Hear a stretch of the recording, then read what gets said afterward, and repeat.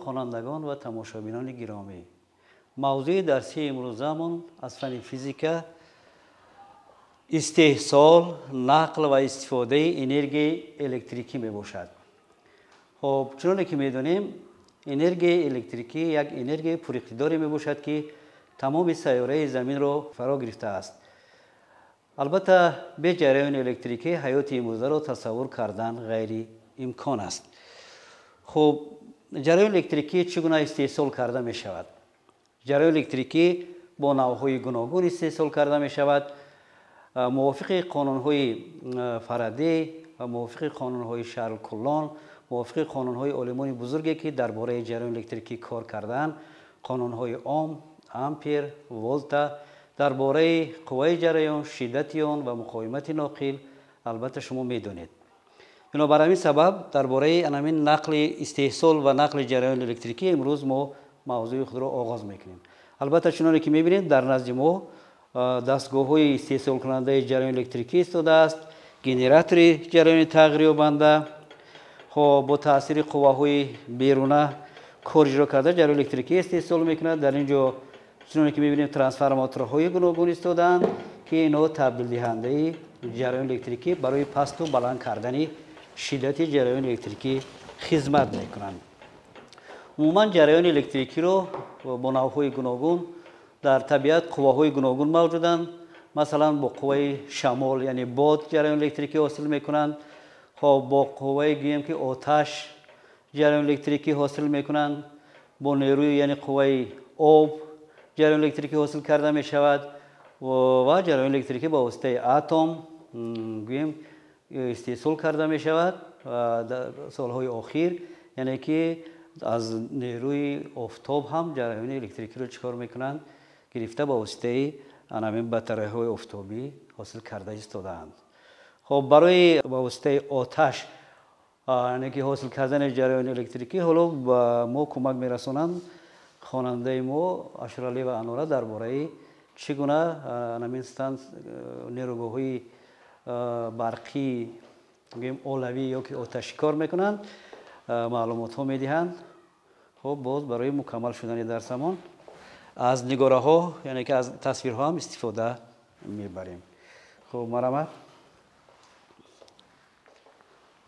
انرژی الکتریکی را اساساً با نیروگاه‌ها استحصال کرده می‌توانند. وابسته از تبدیل‌دهی انرژی الکتریکی حرارتی، اتمی، آبی و شمالی تقسیم کردند. انرژی حرارتی الکتریکی با توسط سوزشواری‌ها، گاز، نفت، مازوت و انگشت و غیرها استفاده برده می‌شوند. همه آنها از بلاک‌های مخصوص عبارت می‌باشند که هر یک بلاک از گنراتور، ترانسفورماتور و روتورها عبارت می‌باشند که نوابسته از همدیگر کار را اجرا می‌نمایند. نیروگاه‌های حرارتی الکتریکی حرارتی می‌تواند که از گنراتورها، توربین‌های بوغیک و گازی حرکت دهنده درونسوز چرخ زنند و کوفیسیانت کار فایده‌ناک آنها به 40% می‌رسد که قسم زیادی آن به بخار تبدیل داده می‌شود و هنگام به بخار تبدیل دادن بخار شده نیست می‌شود. بخار حاصل شده را چیکار می‌کنند؟ بوغ حاصل شده را به بناهای استقامتی همچون گرم‌کنی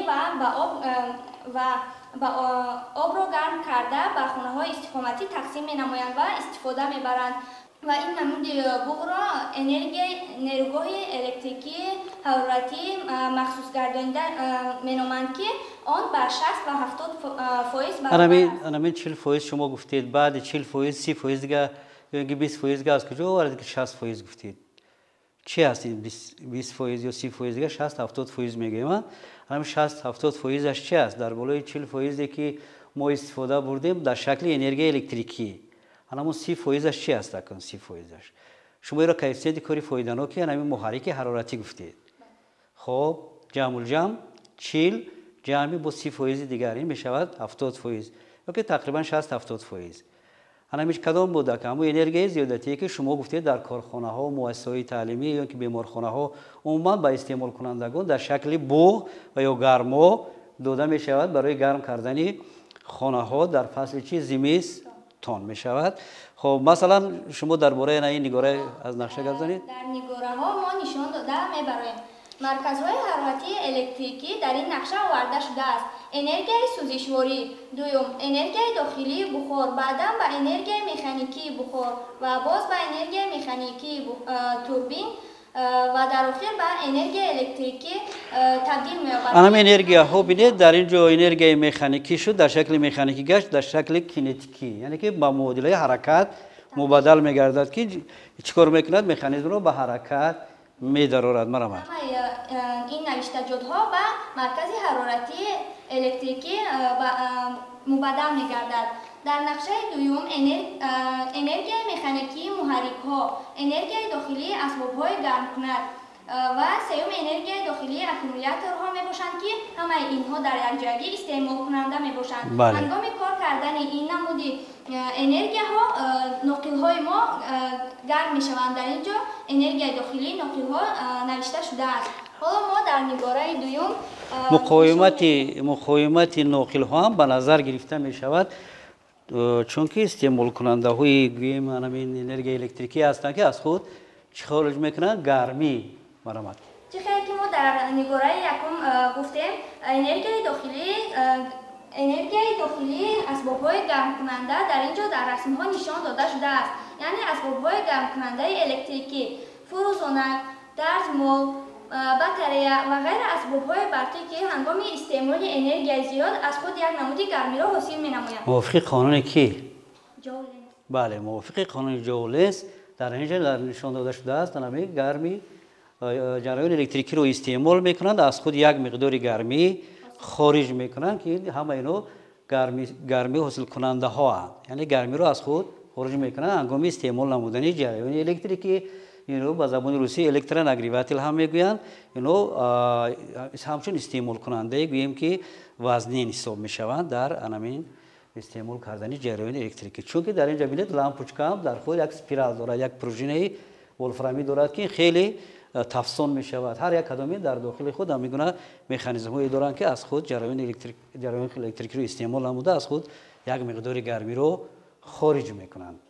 خب آفرین، بخاطر خوب فهمیدم با ما و شما. حالا در اینجا درباره مقصد که قسم دیگری که درباره گفتیم جریان الکتریکی رو توسط باد یعنی شمال هم گفتیم حاصل میکنند که در منطقه های کوهستانی تاجیکستانی ما بعضی جاها واخورده می شود و در بسیار دولت های مخترقه دنیا که در آنجا وزش باد شمال به نهایت زیاد است از این نوع انرژی هم استفاده میبرند جریان الکتریکی رو حاصل میکنند. خب نوع دیگری که جریان الکتریکی رو حاصل میکنند نوع چی میباشد؟ خب با واسطه آب، با واسطه نیروگاه‌های برقی آبی هم جریان الکتریکی حاصل کرده می شود که در این باره خواننده ما یوسف جان به ما معلومات داده میتوانند که چگونه همینو استحصال و انتقال داده می شوند. خب مرحمت.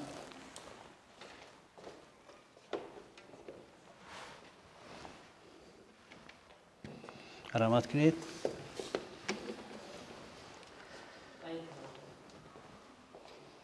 خب درباره انتقال و تقسیمات انرژی الکتریکی با ما حاضر یوسف جان معلومات میدین. چیزی که ما در این رسم میبینیم در این رسم ترتیب انتقال و تقسیمات انرژی الکتریکی نشان داده شده است و در اینجا گنراتور جایگیر کرده شده است که چیزی که ما میدونیم گنراتور این منبع جریان تقریبانده میباشد و گنراتور از خود شدت 11 کیلوولت را خارج میکند و هنگامی که این شدت 11 کیلوولت با خط انتقال داده می شود و ترانسفورماتوری بلند کننده آمده می رسد و ترانسفورماتوری بلند کننده شدت 11 کیلوولت را به شدت 110 کیلوولت تبدیل می دهد و چیزی که ما می‌دونیم اسبابی که شدت جریان تغییریابنده را و شدت دیگر جریان تغییریابنده به تغییر بسامد تبدیل می‌دهد ترانسفورماتور نامیده می‌شود. همین بسامد گفتید چه خیلی به تغییر بسامد چه معنی دارد بسامد؟ بسامد یعنی بسامد این یعنی زودی میباشد و بسامد در جمهوری تاجیکستان با 50 گرز برابر میباشد. آفرین بهترین مرامت دوام و وقتی که ترانسفورماتور بلند کننده شدت 11 کیلوولت را به 110 کیلوولت برابر کرد تبدیل داد باز آن با خط انتقال به ترانسفورماتور دیگر یعنی ترانسفورماتور پس کننده انتقال داده میشود که ترانسفورماتور پس کننده شدت 110 کیلوولت را به 35 کیلوولت یعنی تبدیل میدهد و باز این 35 کیلوولت یعنی شدت ما باز با خط انتقال به ترانسفورماتور دیگری که آن هم پس کننده می باشد انتقال داده می شود که به 6 کیلوولت باز تغییر می‌یابد ترانسفورماتور پس کننده آن را به 6 کیلوولت. خب یک دقیقه ایستید در اینجا چرا همین شدت رو از گنراتور آهسته آهسته پس کرده آوردیم؟ چرا ما این شدت رو پست میکنیم؟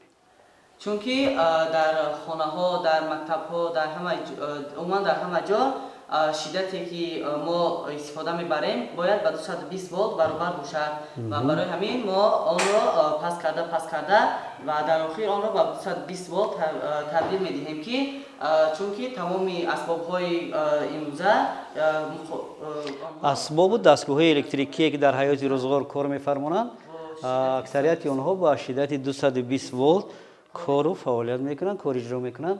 البته خیلی درست فهمیدید درباره انتقال جریان الکتریکی، درباره شدت پست و بلند کردن شدت جریان از طرف دستگاه ترانسفورماتور. خب ترانسفورماتور رو برای نخستین کدام بولیم؟ ترانسفورماتور رو برای نخست علوم روس یابلشکوف بله و اوساگین این هم علوم روس تکمیل داده است. سلامت باشید. شنید خیلی جوابی پورا جوابی خوب دادند. خب چون که در اینجا ما درباره یک نوع انرژی جریان الکتریکی از با واسطه حرارت البته با مؤشر علی و انوره معلومات دادند. خب درباره یعنی انتقال جریان الکتریکی با ما معلومات دادند. خب یوسف جان البته ما درباره نوع دیگری بگیم انرژی الکتریکی خب معلومات میدیم که در با واسطه آب جریان الکتریکی البته در جمهوری تاجیکستان ما اصلا گیریم اساسا با واسطه آب جریان الکتریکی حاصل کرده می شود. قریب گوییم که 90% جریان الکتریکی که در جمهوری تاجیکستان حاصل می شود توسط نیروگاه‌های برقی آبی حاصل کرده می شود. خب بینندگان گرامی احترامانه از شما خواهش میکنیم که از همین درس‌های تجربوی و درس‌های آماده کرده ما که ببینید چگونه شاگردان ما که در مرکز رشد استعدادهای ناحیه فردوسی ما کار و فعالیت میکنیم شما نیز از ما کم و بیش آموزید. اگر که در روند درس از ما چیزهایی گرفته باشید دانش خوب درس ما به شما اگر خوش آمده باشد معقول آمده باشد خب می توانید آمده در درس های ما شما نیز سهم خود را گذارید اشتراک کنید و همراه ما درس ها را با خوبتر آماده سازیم. با همین درس امروز هم به آخر می رسد. در آموزش فن فیزیک به همه شما موفقیت ها می خواهیم.